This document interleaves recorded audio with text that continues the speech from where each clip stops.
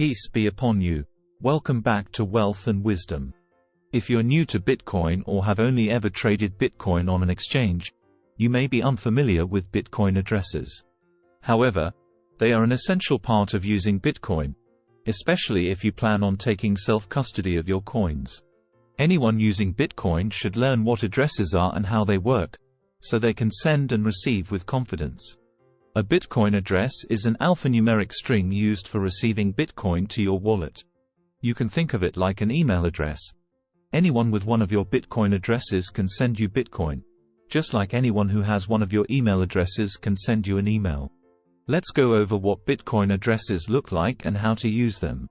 A Bitcoin address looks like a long string of letters and numbers.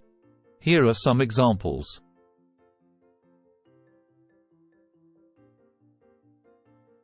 All mainnet Bitcoin addresses begin with a prefix of 1, 3, or BC1. You may notice that some of these addresses are longer and don't include any capital letters. This is because they are using a different address format called BEC32. Despite the alternative formatting, these addresses are used in the same way, and the typical Bitcoin user doesn't need to treat BC1 addresses any differently. Before I continue, I kindly ask you to like and subscribe, and leave a comment or question in the comment section for other topics you would like to see covered. An alternative way to transact with Bitcoin is using a second-layer solution called the Lightning Network. These transactions do not occur on the blockchain, and they don't use Bitcoin addresses. Instead, the Lightning Network uses a system of invoices as the primary method for transferring Bitcoin from one person to another. The receiver generates an invoice for a particular amount and then provides the invoice to the sender, who then has the option to pay it. Lightning invoices are much longer than Bitcoin addresses, starting with the prefix lane. They also feature QR codes that are often noticeably more complex than the QR codes used for Bitcoin addresses. Addresses are used for all typical Bitcoin transactions occurring on the blockchain. They represent the destination for the Bitcoin that is being moved. If you want to send Bitcoin to someone else, they must provide you with an address. Conversely, if someone wants to send Bitcoin to you, you will need to give them an address. I will share with you some tangible best practices to follow when using addresses. Your wallet doesn't have just one address.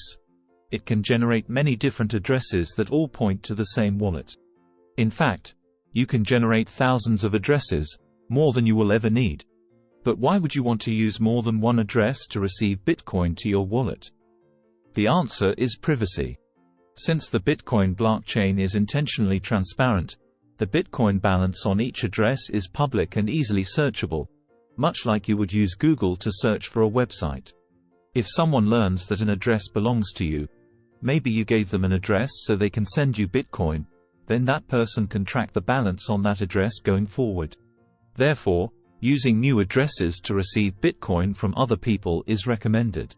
If an address is altered, the result will no longer represent the intended destination.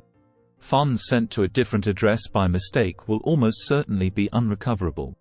For this reason, when transferring addresses from one place to another, you should always use QR codes or a copy and paste procedure. Using a hardware wallet to verify an address and conducting a small test transaction can provide additional confidence when confirming address accuracy. When a new wallet is created, all of the addresses to that wallet can be immediately calculated, even if the wallet was constructed completely offline. I will explain how Bitcoin addresses are created. Suppose someone wants to build an address to be able to receive Bitcoin, but they are starting from scratch. Typically, the first step would be randomly generating a master private key, which can also be expressed as a seed phrase. The user would want to keep the private key secure and private because it could be used later on to approve spending Bitcoin received to the address. The safest way to generate a private key is by using a hardware wallet. The seed can then be used to create a master public key and extended public keys, also known as XPubs. The same private key can generate as many different XPubs as you would like. They are the main ingredient for creating wallets, and since you can create multiple XPubs from one private key, your private key can be used to build many separate wallets. Once you have an XPub, You can use it to generate as many regular public keys as you would like. Each individual public key can then be used to create a unique address. If you grab a public key from just one XPub, then your address will belong to a single signature wallet. If you instead create an address by combining multiple public keys from several XPubs and several private keys, then your address will belong to a multi-sig wallet. We hope you learned something today. Until next time, Assalamu alaikum.